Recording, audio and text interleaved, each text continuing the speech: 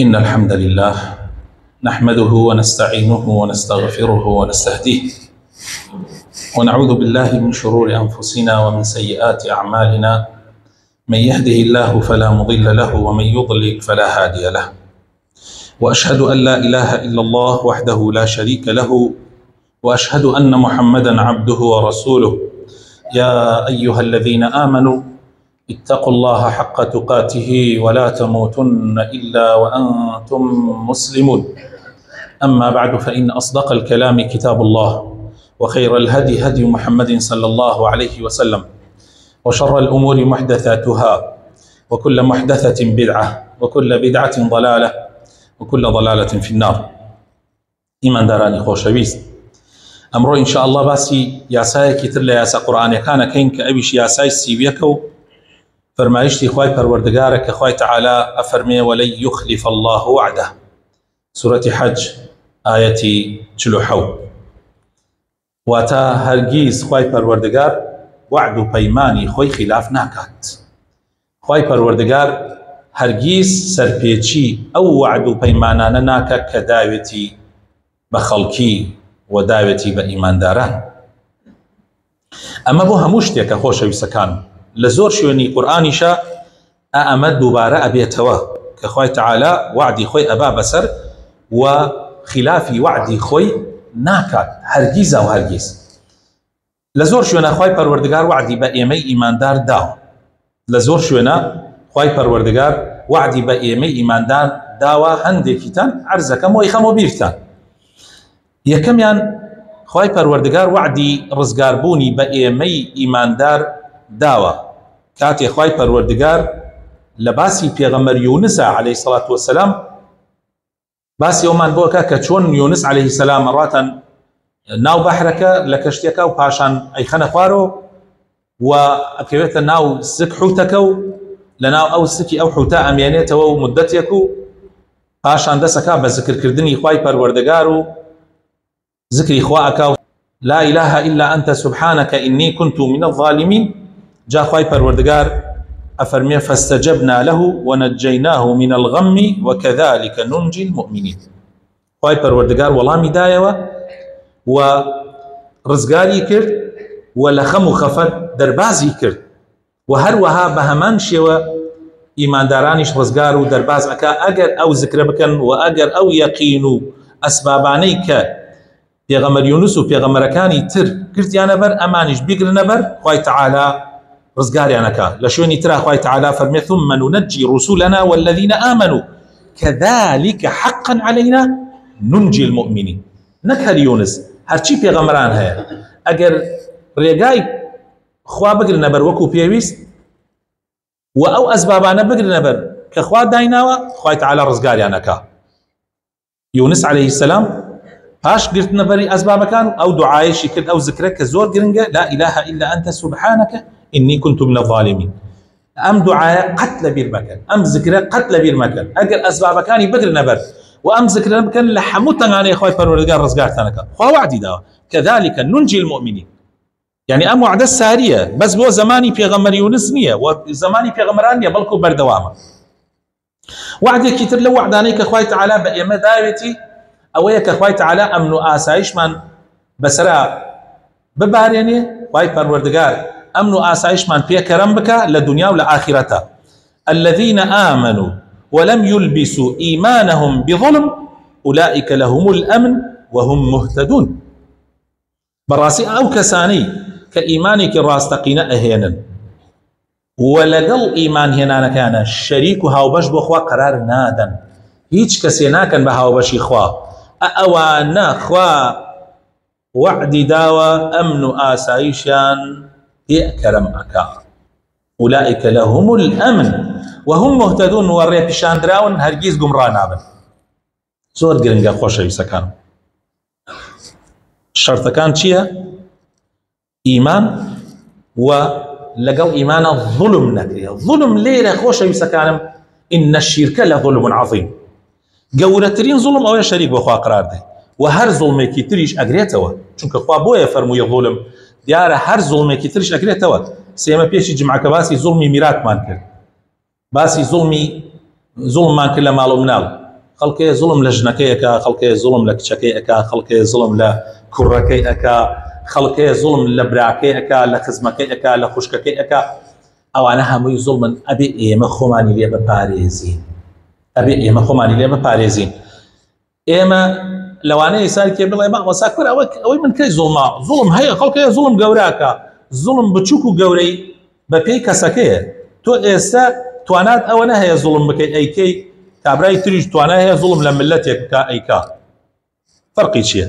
تۆ ئەمڕۆ دەستە ڕوا بەسەر ماڵ و مناڵەکەی خۆ تا زوڵمیان لێەکەی، کابرای تریش دەستی ڕوا بەسەر کوردستانە زوڵم لە گشت کوردستانەکە و تەواو وەسەلام. فەرقتان نییە، هیچ فەرقێکتان نییە. کابرایەکی تر دەستی ڕوا بەسەر عالەما زوڵم بەسەر گشت عالەمەکە، هیچ فەرقێکی نییە لەگەڵ تۆ. تۆ ئەمە دەسڵاتەکە تا ئیش ئەوە دەسڵاتەکەیەتی. زوڵمش هەر زوڵمە. جا ئاگات لە خۆت بێ. وعدی سێیەم، خوا وعدی داوە لەگەڵ ئەمن و ئاسایشە کە بە تۆ کەرەمیەکە ئەگەر ئیماندارێکی ڕاستەقی نەبی و شەریک بە خوا قەرار نەدەی وە زوڵم نەکەی، لەگەڵ ئەوەیشا خوا لەسەر زەویە دەسڵاتدارتەکە. دەسڵاتت پێدا وەکو تاک وەکو کۆمەڵگایش. مسلمانان ئەگەر ئەم شەرطانەیان تیا بێ، خوای پەروەردگار سەریان ئەخا. خوای تەعالی لە قورئانی پیرۆزە وعدی داوە لە سوورەتی نورە تەماشاکە. خوای تەعالی چیە فەرمێ؟ وعد الله الذين آمنوا منكم وعملوا الصالحات. خوای تەعالی وعدی داوە بە ئەوانەی ئیماندارن و ئەوانەی عملی صالحەکەن، ليستخلفنهم في الأرض، ئەیان کا بەرجێنشین لەسەر زەویە، كما استخلف الذين من قبلهم، وەکو چۆن پێغەمبەران و پیاوچاکان و محەممەد المستەفا و ئەصحابەکانی کرد بە خەلیفە لەسەر زەویە.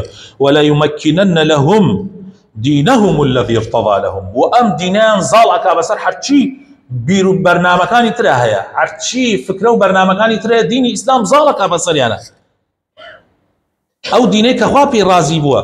ولا يبدلنهم من بعد خوفهم أمنا، دوای ترس و بیم خوای تەعالی ئەمن و ئاسایشتان پێدا، ڕزق و ڕۆزی بەرفراوانتان پێدا. بەڵام مەرجی هەیە خۆشەویستەکانم، مەرجی هەیە. خوای تەعالی هەر لە ئاخیرا فەرمێ يعبدونني لا يشركون بي شيئا. عیبادەتی خوا بکەن بە تاق و تەنیا و هاوبەش بە خوا بڕیان نەدەن. ئەی ئەگەر کەسێ لە دوای ئەوە هەر بەردەوام بوو لەسەر بێدینی و کافری و زوڵم و ستەم و ئەمانە، ومن كفر بعد ذلك فأولئك هم الفاسقون. ئەیتر ئەوانە فاسقن. خوای تەعالی وعد و وعود بە فاسقەکان نادا. ئەم وعدە بۆ موحیدە ئیماندارە ڕاستگۆکانە. خوا وعدی داوە، وعدەکەشی ئەباتە سەر و خلافی ناکا. وعدێکی تر خوای تەعالی وعدی داوە سەرمان بخا بەسەر کافرەکانە. فانتقمنا من الذين أجرموا وكان حقا علينا، يعني وعدا علينا نصر المؤمنين. إنا لننصر رسلنا والذين آمنوا في الحياة الدنيا ويوم يقوم الأشهاد. وعده خوای تەعالیش وعدی خۆی ناشکێنێ. ئەی باشە ئیمانداران بۆ ئەمڕۆ زەلیل و سەر ناکەوت لەبەرەوەی شەرط و شروطەکانیان تیا نییە. ئەوەی کە خوا داوای کردووە تیایەنە نییە و تەواو. فأولئك هم الفاسقون. خوا وعدی بە فاسق نەداوە، بە ئیماندارە ڕاستگۆکان دایەتی، بە موحیدەکان داوێتی، بەوانەی کە زوڵم ناکەن، ئەوانەی کە دینەکەیان عملی پێکەن. وعدی پێنجەم خوای تەعالی وعدی داوە ژیانێکی خۆش بە ئیمانداران بدا لە دنیاە ئەگەر مەرجەکان جێبەجێ بکەن. ولو أن أهل القرى آمنوا واتقوا، سەیکەن خۆشەویستەکان، ولو أن أهل القرى آمنوا واتقوا.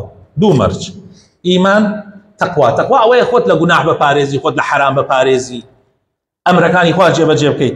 ولو أن أهل القرى آمنوا واتقوا. دوو مەرجی داناوە خوای تەعالی. ئەگەر خەڵکی دیەکان، خەڵکی شارەکان، خەڵکی وڵاتان ئیمان بێنن، تەقوای خوا بکەن، لفتحنا عليهم بركات. خوای تەعالی فەرمێت دەرگای بەرەکەتی خۆمیان بۆ کەم و لەکوێ؟ لە ئاسمان و لە زەویشەوە. من السماء والأرض. تۆ بڵی خوا وعدی خۆی خلافکە، ئێمە وعد وتمان خوا وعدی خۆی خلاف ناکە. إن الله لا يخلف الميعاد.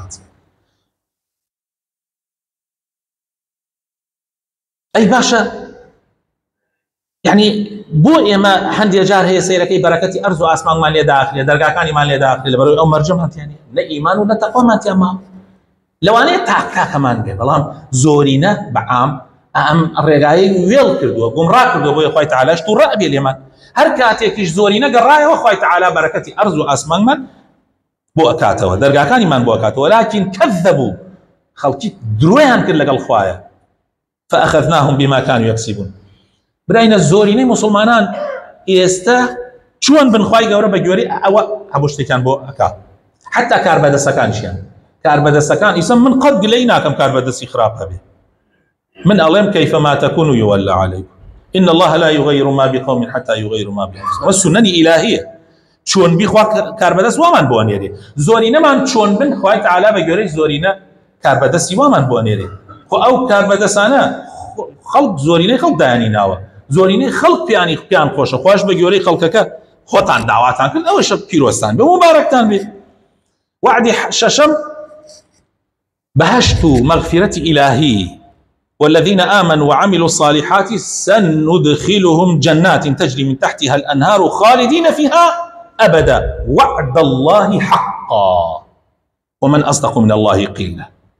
أما طبعا حرشي وعد هي قدري بقدري أبياني أميش شمك كوتايك وأمج لها مهم ترى خوي تعالى وعدي داوى أويك إيمان ذلك الراسخين ما بيخاطب بهشته حرشي خوشي هي لو بهشته بوي فراهم كراوه أمش وعدي خوايا وخواي تعالاش وعدي خوي خلافناك كي هي وني خواي تعالى وعدي خوي باتسا دصلاتي كاملي هي بوي وعدي كامله باتسا مرجكاني جيب جيكردني وعدي إلهي أم خالانا يك عدي يقينك التواوت هبه بوعدي خوا وإيمان دارك الراس تقي نبي شريك بو خوا قرار ندي أمي مرجي يكم مرجي دوهم خوش يسكانم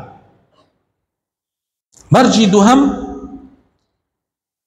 براستي لقل خوايا بيكي كاتي تو خوات خوش ناوي وعدكاني خوان نازاني شرطو شروطكاني خوان نازاني لقل خوايا راسبي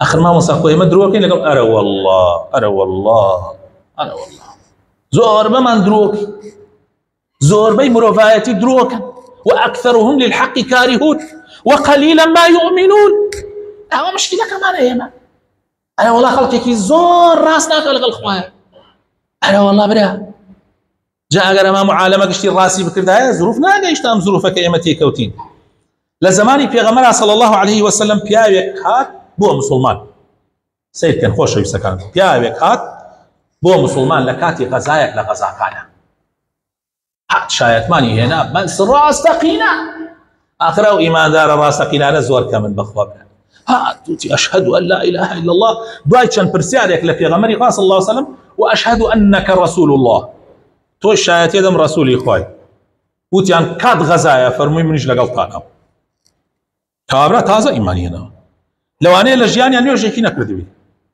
كوت دقل مسلمان أنا رويشتن مسلمانان يتر كوتنا جنگو جنگيكي خنايو أمانو دسكوتيكي باشيان دسكوتو دواي دسكوتكا بشي أبيشان دياري كرت في غمري خاص الله سبحانه كرت فرمي فلانكس تو لقل معنا بوي تو عزية القارد وجهاد كل أمش بشكت في أمد شيء في غمري خاص فرمي ما بشتا حقي شرعي خوته فرمي والله من لبلا مشوني تو نكوت أيوتي بوتشي والله من لبلا وشوني كوتم لا شوني تو كوتم إيمان بيتينا لبل أو إيمان بيتينا لقلتا جهاد بكم وغزا بكم حتى أو دقيق وتيريك دي أداء اللي رموا شهيد مكاو أقرمه ولا إخوائي فالوردقات بهاشتم بأبي دنيا مناوي يا غمري خاص الله سم بزقيك كدو فرمي أقر راسك إخوة لقلتا راسك أقر راسك إخوة لقلتا راسك دواي ماوية هم جاري كتير مسلمان كوتنا جنگوا دواي جنگك سيري عن كابران هنا جنازة كان هنا ولا يا غمري خاص الله سم تيري داية ليل لولا ودرشو يا غمري خاص الله سلم فرمي والله لقل خوايا راسي كد هو يا خواي تعالى لقل يا راسي كد وعدي خوي برد جي لقل يا خواي پروردگار ام جاء يا غمري خاص الله سلم كاتي نوجي لسر كد فرمي خوايا اما عبدي تويه لبر خاطري خو تو كوتشي كرد لبر خاطري تو شهيد بو بهمو كسي بيغمر نيوت شهيد بو اي فرمو كجرا مستقبلي لا اخويا فرمي شهيد بو ومن شايتم لسر شهيد بوني ومن شايتم لسر شهيد بوني راسي كرد لقل خوايا خلق حين لبر خاطري الدنيا شو يعني اسلامك كوي لبر خاطري دوسيا فلزدسي كوي لبر خاطري دوسيا تيكنان دسي كوي هشا براس قيني لقل خوايا عليك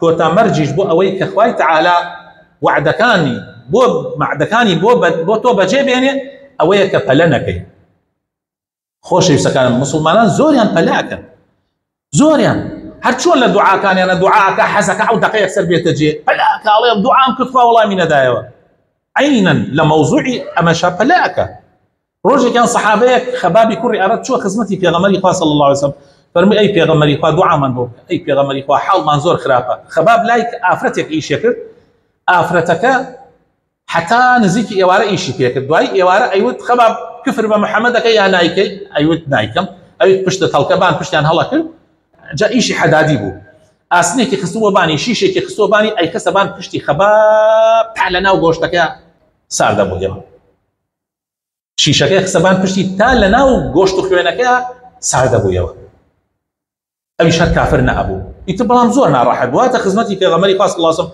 فەرمووی بە نوێنەری زۆرێک لە سەحابەکان ئەویان ناردە لای پێغەمبەری خوا صلی الله علیه وسلم ئەی پێغەمبەری خوا دوعامان بۆ بکە بەخوا حاڵمان خراپ بوومان پێغەمبەری خوا صلی الله علیه وسلم لە پاڵی کەعبەیە دانیشت بوو تووڕە بوو ڕەنگی گۆڕا فەرمووی والله ئێوە قەومێکن زۆر پەلاکن یا سبحان الله لەو حاڵەتە پێغەمبەر فەرمووی ئێوە قەومێکن زۆر پەلاکن والله خوا وعدي خوي أبات سر وأم دينا سرك روجك أبي شوانك لفلان شون بو فلان شون كالصداها كيلومتر أبري لهيج ناترسي نلا دزنا لك بيعوي خراب شو كأمنا أمنو أمان لولاتي إسلاما فيا أبي تنيا لو أترسي قرب يا مرة كان يخوا لا قرب أترسي لا بشر ناترسي أو أن إسلامتي ودين دارتي بلاو أبيته بس يو بلاك يو زور بلاتانا جابر يزان بالفعل أوي في غمر فرمي واي إذا صدها كيلومتر أبري تقول لمرو أتشي بوما كو ديتوا كم ساعات الرقابة سيارة أبري كم هزار كيلومتر أبري ديتوا هيش ترسي كتنية لخواب زيادة أمنو أمان أولا ولاتي إسلاما